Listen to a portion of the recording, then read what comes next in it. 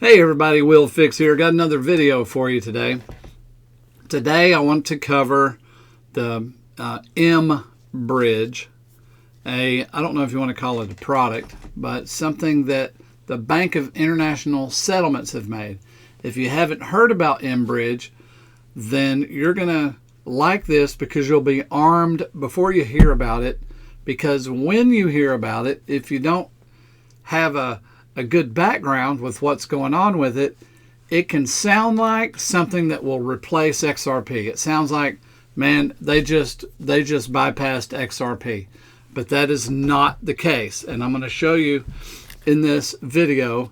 I'm going to go through, I'm going to streamline this because I got deep in the sauce today. I spent hours studying this, watching everything on it to try to wrap my mind around it in a good way so that I could explain it in terms that I like to explain things in. So I think I got it. So first, let's talk about what it is. We're going to talk about mBridge. Then we're going to talk about icebreakers. Then we're going to talk about XRP. And I'm going to show you how these will all mesh together in today's video. So we'll go ahead and get started. Here is the commercial for the day. Hey, get yourself a decent wallet. Self-custody is the way to go. Use my link in the description. You get a discount.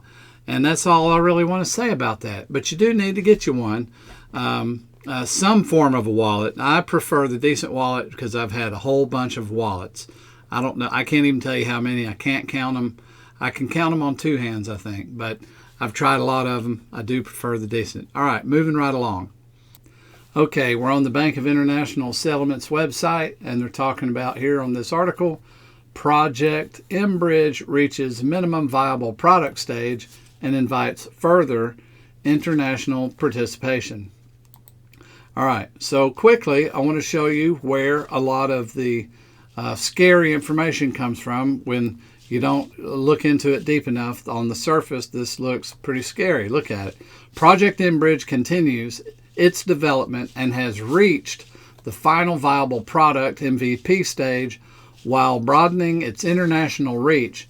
The project aims to explore a multi-central bank digital currency platform shared among participating central banks and commercial banks, built on distributed ledger technology DLT, to enable instant cross-border payments and settlements. Project mBridge is a result of extensive collaboration during 2021, being the BIS Innovation Hub, the Bank of Thailand, and the Central Bank of the United Arab Emirates, the Digital Currency Institute of the People's Bank of China, and Hong Kong Monetary Authority. The Saudi Central Bank is joining mBridge as a full participant. There are also now more than 26 observing members. Doesn't that sound spooky on the surface? On the surface, doesn't that look like, wow, there goes XRP? Isn't that what XRP was going to do? And I can see why you would think that. But let's look a little deeper. Okay, look, interoperability. How does the project mBridge platform connect to external systems? So how are you going to plug this thing in? So you got this thing you can use, your bank, your country, or whatever. How are you going to use it? Well, interoperability means it means exactly what it means, right? All kinds of different, kind of like what Quant does. This doesn't replace Quant either. That's an important thing, another video. Interoperability with participants' own systems, their own systems, is supported by APIs based on global ISO 22 messaging standard. This is set up for whatever system your CBDC is. This is the key point. If XRP, so whoever does your CBDC, we know XRP is out there doing whole countries, right? We know that. Whether there's 6 or 8 countries being done and they're talking with 30. So these entire nations, all of their money is going to be done with the XRP ledger, with Ripple and the native coin XRP. For those of you that like to know that I get those mixed up, hey, track for me. Let me know if I get them screwed up. I don't have to ask you. I know you will, and it's all good. but I'll probably get those mixed up. Okay, but my point here is that it's for all systems to use it. So what is the point? Well, these APIs, and APIs just basically, you can plug the back of your computer in and you're hooked up to their main computer system. So you just plug right in. That's basically API. Extreme basic explanation, but there you go. So whatever system that you have, this is built to work with it. So say you have your CBDC is made by Ripple, or you're wanting to send an XRP payment. So what is the point of this? Well, if you're wanting to send, now this, we're fast tracking this particular explanation on this, but I just wanted to give you this information just to stave off any FUD that you may get from people who haven't looked deep into this and wrapped their head around it. So here's basically what's happening as I understand it after hours and hours of reading. So some of y'all may know more about it. Let me know, but I'm pretty right on this particular point. They will use XRP. Not everybody, but those that choose XRP will use XRP. Can you use XRP payments with BIS, with cross-border payments? Absolutely. So what is the point? Well, the point of this particular blockchain idea that they're talking about here with mBridge, first of all, it's in the name. It's a bridge. It's a bridge for all kinds of people working sort of like how you would think quant to be. Except what they're doing is creating a system of regulatory channels that once you send the payment through there, it's wrapped up with all the regulatory problems solved, with all the compliance that needs to be for all of the different countries. That problem solved by sticking it in there and shooting it through their little system. You're covered totally with regulatory deals. You don't have to. So each thing doesn't have to go through a regulatory, process where every little coin has to be regulatorily. I don't know if that's even a word, but approved. You can put it in this. So then the payment is now wrapped in this regulatory deal, shot through to wherever it goes, and it's considered good. Because they wanted to cover all of the bases of sending payments with multiple systems, and that's what this is for. This is a system for API and regulatory clarity and governance for people to use whatever system they want to send payments. So that is probably the quickest way I could bring this. Here we are at 11, 12 minutes, getting into 15 minutes. But I wanted to at least give that much of the information out there so that you didn't get some kind of runaway train thought and fear of FUD that, oh my God, they've just replaced XRP with their own system. That's not what's happened. That's not what they're looking to do. I have another clue to prove that, but when you read through that and you look at each word and you see where they're plugging you in and saying whatever system you use and blah, blah, blah, blah, blah, this is an assistant to whatever you're using. So it's still the same thing. People will pick and choose. Some may use XLM, some may use XRP, some may use whatever they're going to use to do their international payments.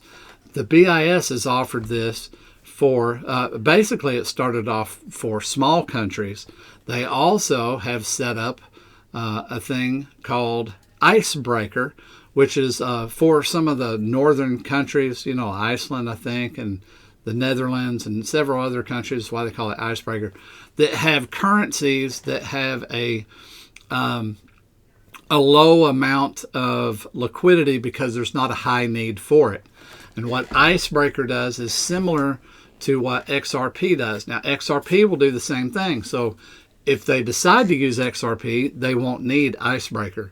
But what Icebreaker does is it's a smart contract that takes your currency that isn't very exchangeable because there's not a lot of liquidity. Maybe it's a small country. Nobody wants that particular coin that much. What they do is find the smart contract in Icebreakers finds a coin that it can translate it into and out of, and then does that for them to give it to the bank or the person that needs to receive it. So it does the conversion process on the hard to do cases.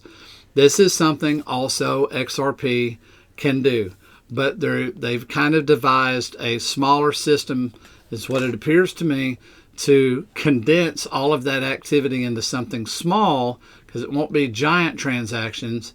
And instead of XRP, it's going to be doing big stuff, the mainline stuff. This will concentrate it all and put it where there's more liquidity if everybody uses the same little small system.